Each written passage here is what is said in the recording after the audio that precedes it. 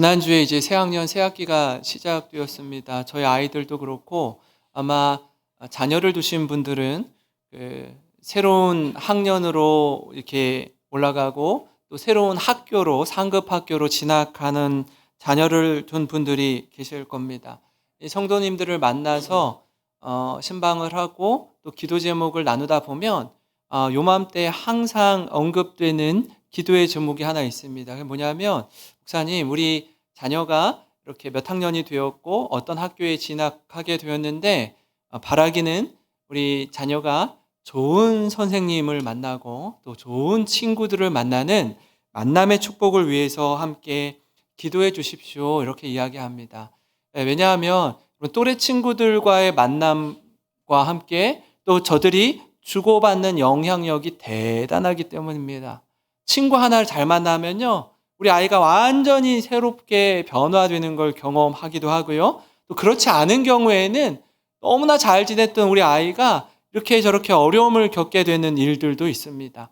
선생님도 마찬가지예요. 선생님도 좋은 선생님을 만나면 공부하는 게 아이가 막 즐겁게 공부하고요, 학교 다니는 게 너무너무 즐거워요. 중학생이 되고 고등학생이 되면 과목별로 선생님들이 정해지지 않습니까? 좋은 선생님을 만나잖아요. 그러면 사실 이 과목이 되게 어렵고 우리 아이가 별로 좋아하지 않던 과목이었는데도 불구하고 선생님이 좋으면 어떻게 해요? 그 과목이 재밌어지는 거예요. 그 과목을 좋아하게 되고 성적도 향상이 되는 겁니다. 근데 그렇지 않은 선생님을 만나잖아요. 이 과목을 굉장히 잘하는 아이예요. 그냥 책 한 번 읽어도 좋은 성적이 나오는 아이인데 그렇지 않은 선생님 만나면요, 과목이 싫어져요. 성적이 막 떨어져요. 그러니까 그 선생님이나 또래 친구들이 주는 영향이 대단하다라는 것입니다. 근데 보통 기도의 제목이 거기까지인 경우가 있습니다. 우리가 한 걸음 더 나아간다면 어떻게 또 기도할 수 있을까요? 입장을 바꿔놓고 생각한다면 하나님, 우리 자녀가 좋은 친구, 좋은 선생님 만나는 거 너무 소중하고 중요하지만 우리 자녀가 다른 친구에게 있어서 어떻게 해요? 좋은 친구가 되는 거예요. 좋은 친구가. 좋은 선생님에게 있어서 훌륭한 제자가 되는 거예요. 이것을 위해서도 기도하는 겁니다. 여러분, 자녀만 그렇습니까? 아닙니다. 이 자리에 계신 우리 성도님들도 마찬가지예요. 지난주에 다락방이 재편됐습니다. 가능한 한 지역별이 아니라 연령대별로 새롭게 다락방을 구성했습니다. 새로운 분들을 만나는 거예요. 하나님, 새롭게 편성된 이 다락방 공동체 가운데 귀한 만남의 축복으로 함께하여 주시옵소서. 서로가 서로에게 좋은 영향, 선한 영향을 주고받는 그런 관계가 되어서 철이 철을 날카롭게 하듯이 또 친구가 친구의 얼굴을 빛나게 하듯이 새로운 만남이 서로에게 복이 되기를 주님의 이름으로 축원합니다. 여러분, 오늘 함께 나눌 말씀 역시 만남에 대한 이야기입니다. 예수님과 세리였던 이 마태와의 만남에 대한 이야기예요. 그럼 이 만남이 왜 이렇게 중요하냐면, 마태에게 있어서 예수님을 만난 이 사건은 그가 예수님을 만나기 전과 예수님 만난 후의 인생이 완전히 뒤바뀌어버리는 놀라운 인생의 전환점, 변화를 맞이하는 만남이기 때문에 너무나 소중하고 중요합니다. 그의 인생이 완전히 달라지기 때문입니다. 완전히 새롭게 되기 때문입니다. 그래서 이 만남이 참 복된 만남입니다. 마태처럼요, 우리도 예수님을 만나면, 그 예수님을 만나면 새롭게 되는 줄 믿습니다. 복음이신 예수님을 믿으면 구원받습니다. 이 은혜와 감격을 충만히 누리는 우리 영생교회 모든 성도님 되시기를 바랍니다. 이 같은 맥락에서 오늘 말씀을 중심으로 왜 예수님이 마태를 만나셨는가? 아니, 예수님이 왜 이 땅 가운데 육신을 입고 오셨는가? 이 부분을 좀 같이 나누고자 합니다. 예수님이 이 땅에 오신 그 첫 번째 이유는요, 죄인을 불러서 구원하기 위해서 이 땅에 오셨습니다. 오늘 말씀 마지막 절인데 13절을 제가 한번 읽겠습니다. 너희는 가서 내가 긍휼을 원하고 제사를 원하지 아니하노라 하신 뜻이 무엇인지 배우라. 나는 의인을 부르러 온 것이 아니요 죄인을 부르러 왔노라 하시니라. 예수님은요, 의인을 부르러 오지 않았대요. 죄인을 부르러 오셨다라는 거예요. 예수님의 이 선언은요, 굉장히 파격적이고 충격적인 선언입니다. 왜냐하면 많은 경우에 사람들은 기본적으로 좀 똑똑하고 훌륭하고 뛰어나고 잘난 사람들과 만나기 원해요. 그들과 함께 하기 원합니다. 교회도 마찬가지예요. 구원받을 만한 사람을 찾습니다. 의로운 사람을 찾아요. 저 정도쯤 되어야지, 훌륭하지, 사람들이 존경하지, 또 저런 사람이 직분을 받아야지, 나름 자격을 갖춘 사람을 찾습니다. 좀 더 쉽게 설명드리면 이런 것과 같아요. 여러분, 하나님의 은혜를 충만히 경험하고 구원의 감격 가운데 있는 분들이 또 이렇게 전도를 하러 바깥으로 나갑니다. 길거리로 나가요. 또 우리 아는 이웃들에게, 또 아는 분들에게, 또 가족들에게 복음을 전합니다. 근데 이제 복음을 전하다 보면 다양한 사람들을 만나요. 그 가운데 가나안 성도를 만날 때가 있습니다. 가나안 성도. 가나안 성도는 내가 예수님을 믿는데 교회, 공동체, 이거는 내가 원하지 않습니다 하는 분들이에요. 왜 가나안 성도라고 이름을 지었냐 하면 가나안을 거꾸로 하면 뭐죠? 안 나가. 교회는 내 안 나가. 예수님은 믿지만 교회는 안 다녀요 하는 성도를 가나안 성도라고 그래요. 그러니까 예수님은 좋은데 교회는 싫어요. 예수님은 좋은데 공동체는 싫어요. 이런 분들을 가나안 성도라고 해요. 왜 그럴까? 왜? 교회 생활을 해봤는데 이런저런 상처를 많이 받았어요. 상처를. 내가 이렇게는 내 신앙생활 안 한다. 세상에도 상처받는데 교회 오니까 상처투성인 사람들이 막 상처를 서로 주고받고 하는데 너무 힘들다라는 거예요. 교회라는 데가 어떤 분은 이렇게 얘기해요. 아이고 목사님, 교회가 세상보다 더 하더라고요. 너무 싫어요. 너무 싫어. 그래서 내가 교회 안 나가요. 어떤 분도 이렇게도 이야기하세요. 내게 상처 준 어떤 사람이 있는데 그 사람이 교회 떠나면 제가 나갈게요. 이렇게 말씀하시는 분도 있어요. 더 가면요, 이런 사람도 있어요. 저런 사람이 그리스도인이라면 차라리 나 예수 안 믿겠대요. 예수 안 믿겠대요. 저런 사람이 천국에 가면은 자기는 지옥 가겠대요. 왜냐하면 이렇게 말해요. 저 사람이 있는 곳이 지옥이기 때문에 저 사람이 없는 데로 가겠다는 거예요. 어느 정도로 심각한지 아시겠죠? 이렇게 말하는 분들은요, 사실 교회가 어떤 사람이 모인 곳인지 잘 이해하지 못하기 때문에 말씀하는 거예요. 교회에 대한 지나친 이상적 기대가 여러분 이런 갈등을 만들어냅니다. 교회는요, 사실 죄인들이 모인 곳입니다. 스스로 죄인이라고 인정하고 죄인이라고 고백하는 사람들이 모인 곳이 교회예요. 그래서 교회는요, 이 바람 잘 날이 없습니다. 계속해서 삐그덕거려요. 또 문제가 생기잖아요. 이 문제만 좀 잠잠해지면 교회가 평안해지겠는데 생각할 때가 있어요. 이 문제가 이제 잦아들고 잠잠해지잖아요. 놀라운 거 뭔지 아세요? 이 문제가 잠잠해지는 순간 또 다른 더 큰 문제가 생겨요. 더 큰 문제가. 여러분, 단 하루도요, 단 한 주간도 교회가 잠잠하게 지나갈 날이 없어요, 사실은. 파도가 한번 쫙 와서 그냥 뺨을 한번 빡 때리고 가잖아요. 어이쿠 하고 맞잖아요. 그럼 좀 조용해지겠지, 좀 잦아들겠지 하고 기대를 하는데요. 저기에서 막 이따만한 태풍이 확 하고 몰려오는 거예요. 그냥 정신을 못 차리게 몰아치는 겁니다.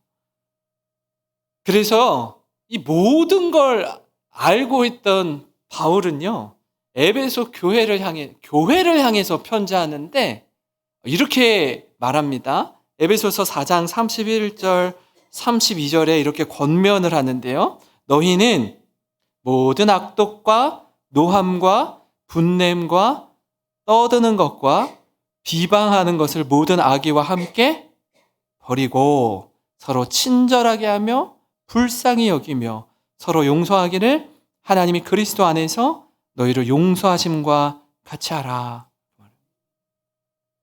지금 교회를 향해 편지하는데 교회 안에 악독과 노함과 분냄과 떠드는 것과 비방하는 게 교회 안에 있대요. 모든 악의와 함께 악한 감정과 함께 좀 버리고, 이런 얘기를 바울이 에베소 교회 성도들에게 편지하고 있다는 것은 교회 안에 이런 문제가 있다 없다? 있다는 거예요.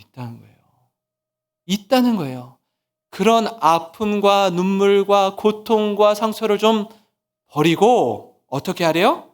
서로 친절하게 하며 불쌍히 여기며 서로 용서하기를 하나님이 그리스도 안에서 너희를 용서하심과 같이 하라라고 말씀하고 있습니다. 교회는요, 이처럼 죄인들의 공동체입니다. 지금도 예수님은 교회를 통해서 죄인을 부르고 계셔요. 예수님을 머리로 한 교회는 이미 의인이 된 죄인들의 공동체다라는 것입니다. 그래서 예수님이 이 땅에 오셔서 함께하는 이들을 이렇게 보시면 세상이 뒤에서 수군거리고 세상이 손가락질하는 사람들을 만나요. 오늘 말씀에도 마태를 만나잖아요. 세관에 앉아있던 마태를 만나고 그를 부릅니다. 나를 따르라. 마태는 세관에 앉아서 이 통행세를 받던 세리였습니다. 그를 부르는데 당시 세리는 죄인과 동일시되던 이들이었어요. 왜냐하면 로마의 압제 가운데 있는 이스라엘 백성들의 이 고혈을, 이 피를 빨아먹는 로마를 돕는 자였기 때문이었습니다. 여기서 우리가 주목할 점 뭐냐면 마태의 이름이에요. 마태의 이름. 마태의 원래 이름은 마태가 아니라 레위입니다. 레위. 그래서 이 동일한 내용이 마가복음 2장에도 나오고 누가복음 5장에도 나오는데 거기에는요, 마태라는 말을 쓰지 않고 레위라고 표현하고 있어요. 알페오의 아들 레위라고 기록합니다. 마치 이런 것과 같아요. 그 베드로의 원래 이름이 뭐죠? 베드로의 원래 이름이 시몬이에요. 시몬. 그 나중에 부활하신 예수님을 그러잖아요. 요한의 아들 시몬아, 내가 나를 사랑하느냐 이렇게 묻잖아요. 그러니까 시몬의 이름이 예수님을 만난 후에 베드로가 된 것처럼 레위가 예수님을 만난 후에 마태가 돼요. 마태. 근데 지금 우리가 읽은 이 말씀이 무슨 복음이에요? 마태복음이에요. 마태복음. 마가복음과 누가복음의 레위라고 해요. 레위, 여러분, 레위. 영어로 스펠링이 L-E-V-I예요. 레위. 야곱의 셋째 아들. 리바이스이죠. 리바이스. 그게 레위요, 레위. 원래 이름이 우리 발음으로 레위라고 하는 거예요. 우리 발음으로. 이 레위가 마태가 되었는데 마태복음을 누가 썼어요? 마태복음을 마태가 썼어요. 그래서 자기가 예수님 만난 후에 이름으로 이게 기록하고 있는 거예요. 다른 이야기 쓰다가 자기 이야기를 쓰는 거예요, 지금. 내가 만난 예수님, 나를 찾아오신 예수님. 그 예수님의 만난 이야기를 쓸 때 느낌이 어땠을까요? 여러 가지 감정이 교차했을 겁니다. 자신의 원래 이름 레위는 예배를 돕는 레위 지파였어요. 레위 지파. 그죠? 레위 지파의 중심되는 사람이 누구냐 하면 모세, 아론이 대제사장이 되죠. 그러면 레위라는 이름은 원래 예배를 돕는 자라는, 그렇게 살아야 되는 사람이에요. 근데 지금 누구를 도와요? 로마를 도우면서 살고 있는 거예요. 그렇게 죄 가운데 있는 마태를 부르시고 나를 따르라 라고 말씀하십니다. 예수님은요, 죄인을 부르러 오셔요. 죄인을 불러 구원하십니다. 여기에 은혜가 있고 감격이 있습니다. 그럼 마태라는 이름의 뜻은 뭘까요? 하나님의 선물이라는 뜻이에요. 하나님으로부터 온 선물이라는 뜻입니다. 예수님이 마태를 바라볼 때 마태의 지금 현재의 모습은요, 사람들의 손가락질을 받던 모습이었어요. 기대할 게 없는 사람이었어요. 예수님은 이 마태를 부르실 때 마태의 지금의 모습만 보고 부르시지 않고 나를 만나서 앞으로 변화된 삶을 살아갈 모습을 기대하는 마음으로 부르시는 거예요. 우리가 자녀를 양육할 때도 그렇잖아요. 속 썩일 때 얼마나 마음이 상해요. 그렇죠? 내 자녀인데, 배 아파서 낳은 내 자녀인데 말을 정말 안 들어. 너무 속상하게 해요. 그래도 사랑으로 인내하고 긍휼로 바라보고 눈물로 기도하면서 키우는 이유는 뭐예요? 지금의 모습만 바라보고 키우지 않아요. 하나님이 분명히 우리 자녀를 하나님의 사람으로, 존귀한 자녀로 쓰임받게 하실 줄 믿습니다. 그 기대감을 가지고 양육하는 거 아닙니까? 예수님도 지금의 모습뿐 아니라 향후 달라질, 변화될 모습을 기대하고 부르시는 것입니다. 여러분, 우리에게 이런 기대와 소망이 있기를 바랍니다. 누가복음 19장 10절에 이렇게 말씀합니다. 인자가 온 것은 잃어버린 자를 찾아 구원하려 함이니라. 예수님에게 있어서 마태는 잃어버린 자였습니다. 예수님은요, 잃어버린 자를 찾으셔요. 바로 이것이 예수님이 이 땅에 오신 목적이었습니다. 한 걸음 더 나아가서 예수님은 자신의 목숨을 우리에게 대속물로 내어주십니다. 마가복음 10장 45절에 인자가 온 것은 섬김을 받으려 함이 아니라 도리어 섬기려 하고 자기 목숨을 많은 사람의 대속물로 주려 함이니라. 여러분, 여기에 우리의 시선이 머뭅니다. 예수님이 보여주신 그 사랑, 그 섬김의 은혜가 목숨을 버리는 십자가에 담겨 있습니다. 사랑하는 성도 여러분, 예수님은요, 죄인을 불러 구원하기 위해 오셨습니다. 우리는 모두 예외 없이 하나님 앞에 죽을 수밖에 없는 죄인입니다. 부족하지만, 부끄럽지만 고개를 들 수 없는 죄인이었습니다. 그러나 그런 우리에게 예수님은 우리와 같은 육신을 입고 이 땅 가운데 오셔서 잃어버린 자를 찾아 구원하셨습니다. 이 사실을 여러분 마음속 깊이 간직하시고 구원의 감격과 은혜로 살아가시는 우리 모든 성도님 되시기를 주님의 이름으로 축원합니다. 여러분, 그런가 하면요, 예수님이 이 땅에 오신 이유 두 번째는 뭐냐면 병든 자를 고치기 위해 오셨다라는 거예요. 예수님 마태의 집에 들어가셔서 같이 식사 교제를 나누는데 마태와 예수님 둘이서 식사를 하지 않고 보니까 여러 사람들이 마태의 집에 찾아옵니다. 마태가 세리였으니까 친구들도 뭐예요? 세리들이었을 거예요. 그리고 더불어서 죄인들이 그 집에 찾아와서 예수님과 예수님의 제자들과 함께 식탁 교제를 나눕니다. 9장 10절을 보시면 이렇습니다. 예수께서 마태의 집에서 앉아 음식을 잡수실 때에 많은 세리와 죄인들이 와서 예수와 그의 제자들과 함께 앉았더니, 여러분, 예나 지금이나 손님을 초청해서 집에서 식사를 대접하는 건 특별한 의미가 있죠. 그죠? 특별하게 친밀한 사람, 정말 극진하게 모시고 싶은 사람 아니면 집을 오픈하지 않아요. 그죠? 요즘엔 더 이렇게 개인주의가 강화되다 보니까 자신의 집에 누구를 초대한다? 또 같이 식사를 한다? 이거를 굉장히 어렵고 불편하게 생각합니다. 그죠? 당시에도 그랬어요. 예, 마태가 예수님을 초대했다는 건 뭐냐면, 나를 따르라. 예수님의 부르심에 순종한 거예요. 제자가 되기로 결심한 것입니다. 그리고 많은 세리와 죄인들이 이 식사 자리에 함께 하는데, 그 자리에 함께 하지 않으면서 불꽃 같은 눈으로 예수님을 바라보던 이들이 있어요. 성경을 보면 이상하게 예수님을 따라다니기는 하는데, 이렇게 삐딱한 시선으로 또 이렇게 비판적인 시각으로 예수님을 어렵게 했던 무리들이 있습니다. 당시에 사람들로부터 손가락질 받던 자들이 아니라 존경받던 바리새인들이에요. 저들의 생각은 좀 달랐어요. 자신은 저 세리와 죄인들과 다르다.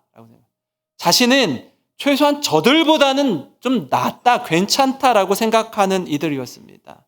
그들이 바리새인이었어요. 그러니까 그 모습을 굉장히 심기불편하게 보면서 예수님에게 가서 직접 말하지도 못해요. 제자들에게 말해요. 야, 왜 니네 선생님은 저런 사람들과 어울리냐? 좀 우리들이랑 어울려야지. 좀 수준이 맞는 사람들이랑 어울려야지. 왜 저렇게 손가락질 당하고 죄인이라고 이렇게 여기는 사람들과 함께 어울려? 그러면 너희 선생님도 같은 부류 아니야? 우리랑 좀 같이 지내야 될 거 아니야? 그거 너무한 거 아니요? 이렇게 얘기하는 거예요.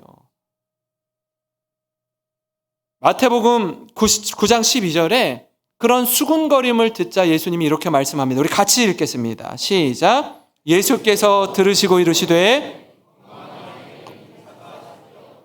병든 자에게라야 쓸데 있느니라. 아멘. 여러분, 이 말씀을 중심으로 한번 상상해 봅시다. 예수님이 건강한 자에게는 의사가 쓸데없고 병든 자에게라 의사가 쓸데있다라고 얘기했어요. 그럼 여기서 의사는 누구일까요? 의사는 예수님이에요. 예수님. 의사는 예수님. 그러면 병든 자는 누구일까요? 병든 자. 세리와 죄인들이에요. 그럼 건강한 자에게는 쓸데없고 얘기하는데 여기서 건강한 자는 누구예요? 건강한 자는 누구예요? 의사가 쓸데없는 사람 누구예요, 여기서? 바리새인. 바리새인들에겐요, 예수님이 필요 없어요.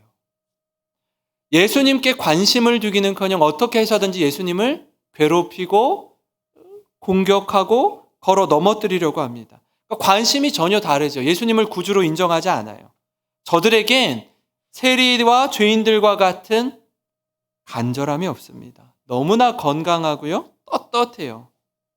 그럼 만약에 보세요. 교회의 머리 되신 예수님이 의사라면 교회는 어떤 곳이에요? 교회는 병원이에요, 병원. 교회는 종합병원이에요, 종합병원. 아픈 사람들이 오는 곳이에요. 한번 생각해 볼까요? 어떤 병원이 좋은 병원이에요? 어떤 병원이 좋은 병원이에요? 네? 치료를 잘하는 병원이 좋은 병원이에요. 환자가 왔을 때 치료를 잘하는 병원이 좋은 병원이에요. 잘 고치는 병원. 그러면 환자들이 많이 오죠. 소문이 나니까. 제가 지난 교회에서 사역할 때 너무 이 사역적으로 극도의 이 긴장감과 스트레스와 이게 몸이 너무 힘들다 보니까 어느 날 몸이 막 이렇게 가렵기 시작하는데 머리부터 발끝까지 막 너무 가려움증이 막 올라오는 거예요. 그래서 잠을 못 자고 밤새 막 온몸을 막 긁어요. 긁다 보면은 피가 터지는 거예요. 피가 나서 피가 딱쟁이가 지는데도 이걸 멈추지를 못하겠는 거예요. 밤이 되면 더 가렵더라고요.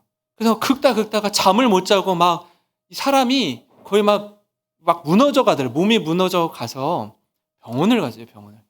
교회 가까이에 재생병원이 있어가지고 분당 재생병원을 가서 진료를 받고 약을 처방받고 바르는 이 로션 무슨 그런 이렇게 연고를 받고 와서 약도 먹고 연고를 바르는데 안 나요. 안 나. 똑같아요.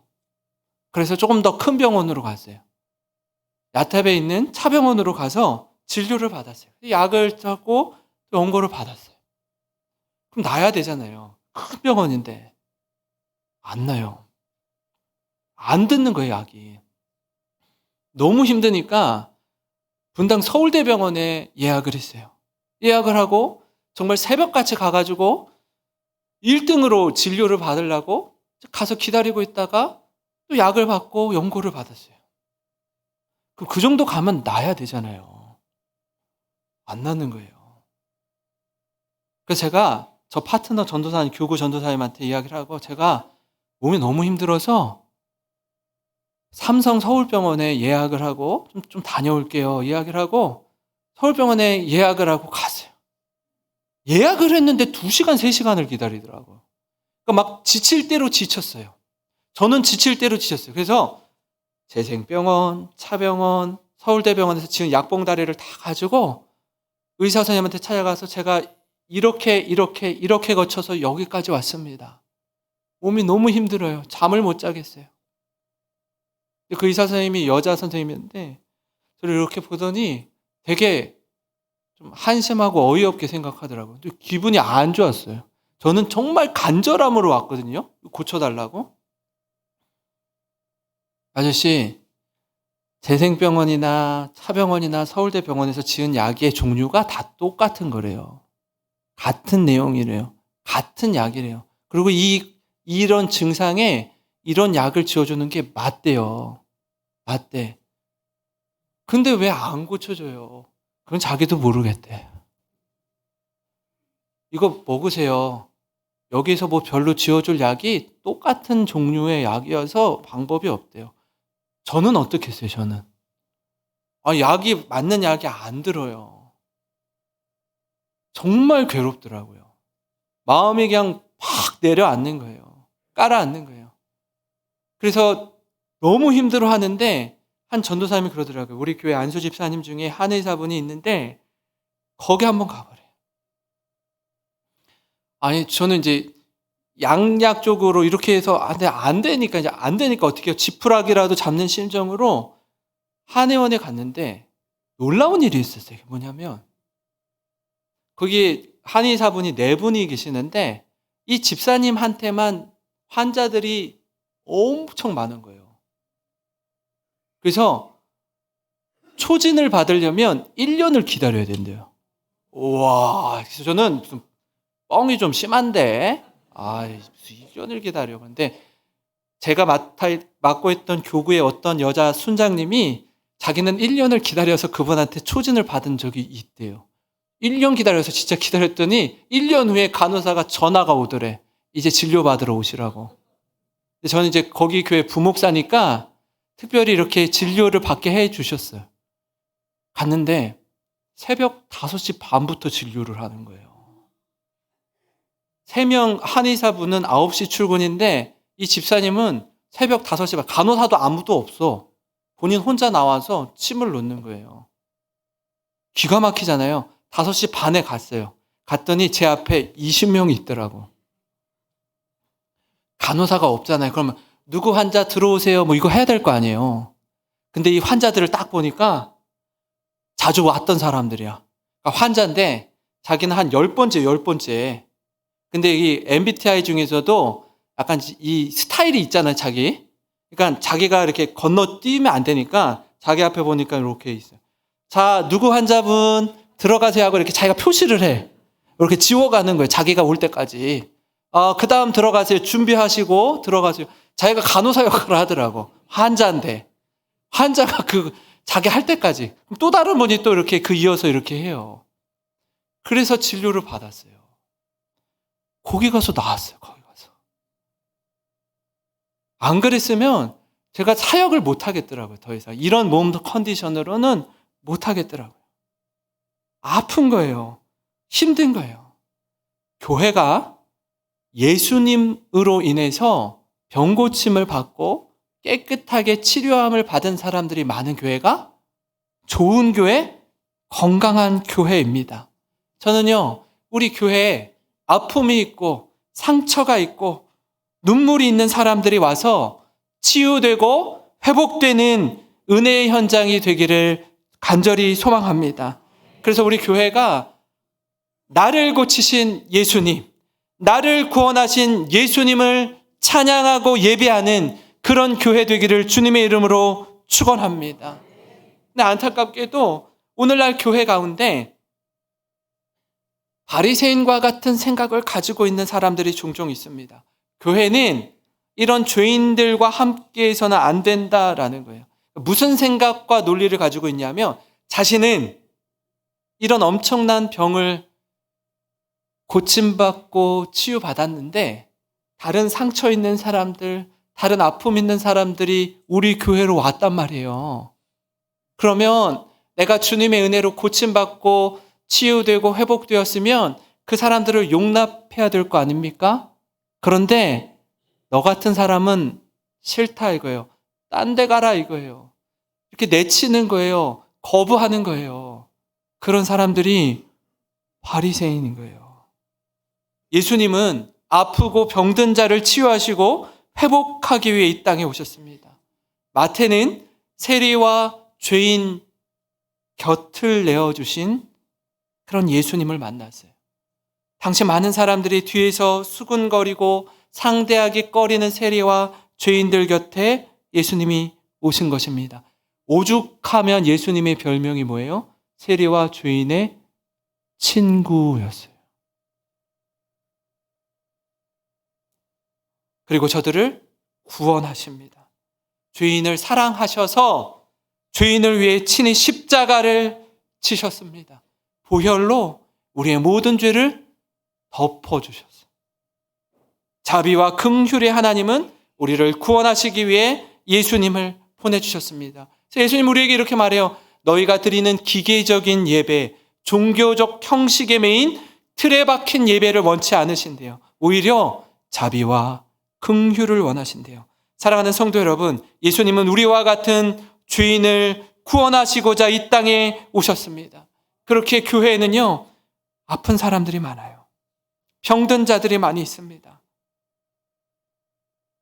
제가 참 이렇게 궁금하게 생각하는 것 중에 하나가 뭐냐면, 이렇게 성도님들과 이야기를 나누다 보면 목사님 저 뭐 이렇게 해서 상처받았어요. 뭐가 저래서 상처받았어요. 상처받은 얘기를 막 하세요. 근데 뭐 누구한테 상처받았는지는 그러면 누가 권사님한테 그렇게 했어요? 누가 집사님한테 그렇게 했어요? 라고 하면 그 얘기는 안 해. 하지만 상처를 받아서 너무 힘들대요. 근데 상처받은 얘기는 엄청 많이 하는데 사실 제가 이렇게 누구한테 상처 줬어요 하는 얘기는 한 사람도 안 해요. 상처 받은 사람은 엄청 많은데 상처 준 사람은 한 사람도 없어. 상처 준 사람 한 사람도 없어요. 여러분, 우리가 우리의 부족함을 발견할 때 우리 주님이 나와 같은 사람을 위해서 또 우리의 이 연약함을 가진 사람들을 위해서 이 땅에 오셨구나. 아픈 사람을 보시면 저분을 위해서 그리고 나를 위해서 예수님이 이 땅에 오셨구나. 저는 우리 교회에 용납과 용서와 이렇게 바다와 같이 품어주는 은혜가 충만한 공동체가 되기를 소망합니다. 아픈 사람이 많으면 많을수록 여러분 이곳에 주님의 사랑과 긍휼이 더욱 많은 곳임을 고백합시다. 여러분 그분들이 세상에서 이미 많이 거절당한 분들이에요. 근데 교회마저도 밀어버리고 교회마저도 거절하면 그분들은 어디 가요? 갈 데가 없어요. 갈 데가 없어요. 바다와 같이 넓은 사랑으로 모든 일을 품을 수 있는 교회, 사랑이 넘치는 교회, 아픔을 보듬어주는 교회, 예수님이 머리 되시는 교회 되기를 주님의 이름으로 축원합니다. 여러분 오늘 말씀